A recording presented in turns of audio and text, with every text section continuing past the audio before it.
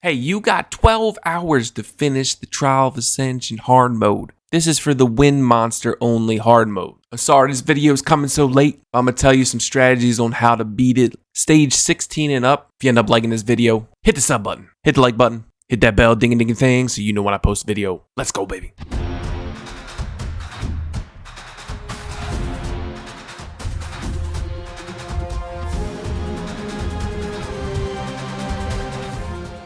I'm going to tell you some free-to-play monsters you can use and also some Nat 5s. But these monsters will get you through TOA Hard because it got me through TOA Hard and I'm 6 months behind. Really what it comes down to is how you build your monsters, how well they're ruined. If you can't get past the stage, you probably just aren't ready for it yet, I'm sorry. First, I'm going to tell you some Nat 3s that I used that you'll see in the video that will help you through. Wind Golem Region. Provoke, defense buff, and immunity. Shannon, she has defense buff, attack buff, defense down, attack down. She's top 5 Nat 3. And also Wind Yeti Rakaja. He's got that heal block, which is huge. And he also has a huge team heal. Nat 4s, we got Wind Epicon Priest Michelle. She carried, mainly due to her revive, and that's especially on the Raven floor I'll show you in a bit. Seal can be used here if you need a stripper, Giggity, and she also has damage over time. If you don't have Argon, Naomi, you can use her. She will need some support. High Elemental Moria, she has that heal block and big damage. And last for the free-to-play monsters is Wind Happy Feet Mav. Obviously, skill acceleration is huge for your whole team, and he's got that frontline provoke. Now, for Nat 5s, there's a lot of different things that you can use. It really depends on your team comp, but what you really need in Wind TOA Hard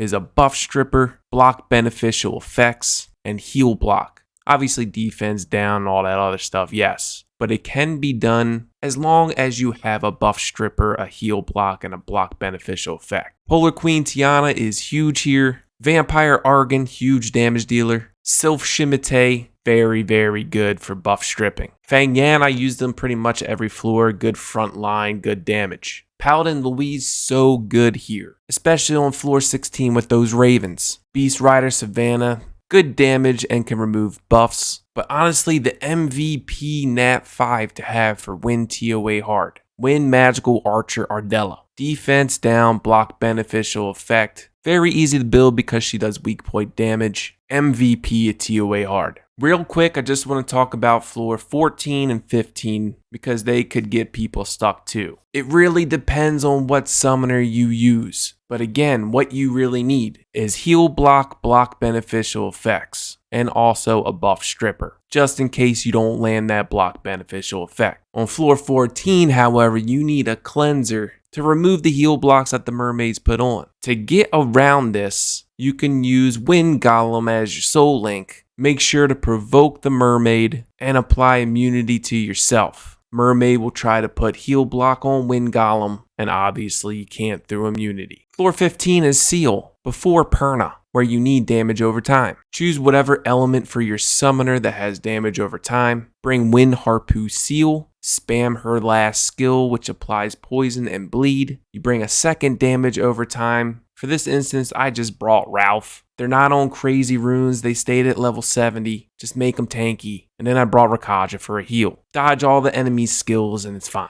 So floor 16 is the Vampire Hunter Raven floor. The first wave is pretty hard. It can snipe out your team. However, just bring Michelle. Michelle is so crucial here. Just have Wind Yeti in the front and Wind Panda in the front. And just make sure to keep reviving your front line. As you see in this point, I save up my mana for the second wave, and then when the enemies come in, I let them come to me. I don't stand in the middle of the floor, and then I just AoE them down. What I'm doing here is really, I'm not even paying attention to where the enemies are. I'm just looking at my team, and I'm literally just waiting to see if they either A, need a heal, or B, I need a revive. As you see here, Wind Panda's dead, so all I'm waiting to do is to revive Wind Panda, and pretty much for the rest of the fight, I don't even heal with Michelle, I just revive. Wind Yeti has a heal as well, So I just make sure that my front line does not die. When I revive them, they don't have the HP destroy from the Dark Raven. At this point, it was pretty much GG. I wasn't really worried about it, but I revived Wind Panda anyway. But there you go. Game over. The Howl stage can be annoying. What you need to do is switch out to get a block beneficial effect. And in that case, it's Wind Magical Archer. You don't really need 2 healers on the Howl stage because they don't really do much damage. Wind Yeti can heal your team. So what I did was like I said, you need a good team comp of block beneficial effect, buff stripping, right? So with Orbia, I'm Light Staff. I'm going to go ahead and just do that with Light Staff. And then I make sure to get block harmful effect on the Howl. And then if I need heal block, I'll make sure to get the heal block and whatever, and I'll just move on to the next wave. The final wave is Light Beetle and all the Howls with immunity, so it's hard, right? Before the wave, I make sure to get full mana. And in this instance, what I do is I switch to Wind Magical Archer. And what you want to do is actually not even focus on the Howls, because Light Beetle is just gonna provoke you. You can't get away from the provoke. So what you do is you remove the immunity from Light Beetle, then you apply heal block and you keep it up,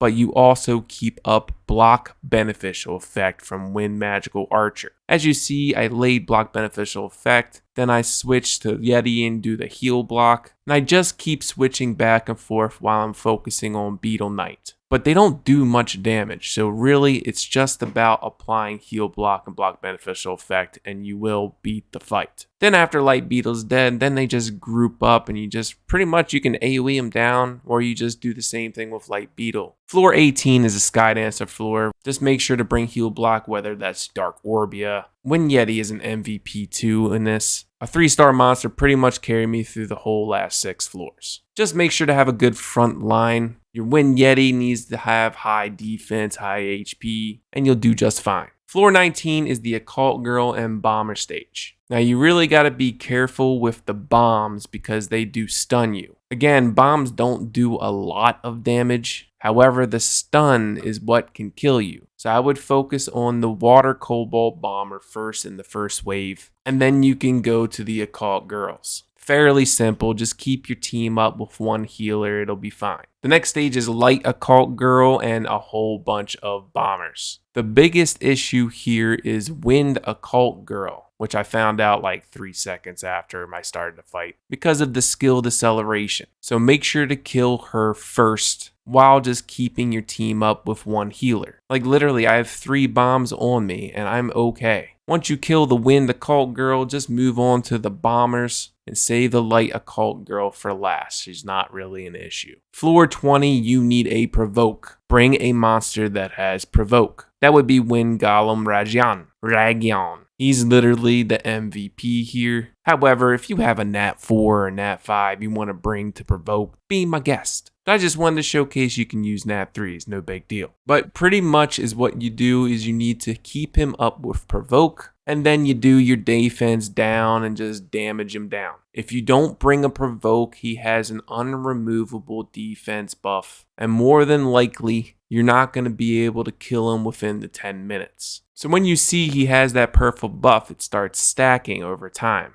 You need to look at your provoke monster and see if he has the provoke skill off of cooldown. And if he does, then switch to Soul Link and just provoke him. Just make sure to have that unremovable defense buff removed with provoke, and you will beat this boss no problem. Just dodge out of stuff. Don't get hit with too much. All you need is 1 healer, a provoke, and a damage dealer, and you'll be fine. And there we go. That's the boss. And there you go, you have TOA Hard done. That's it for today's video. Just wanted to showcase it while I can. I know it's last minute, I'm sorry. But I literally only came back, 2 weeks ago? If you like this video, sub, like, ding a bell. I'll see you in the next one. Peace!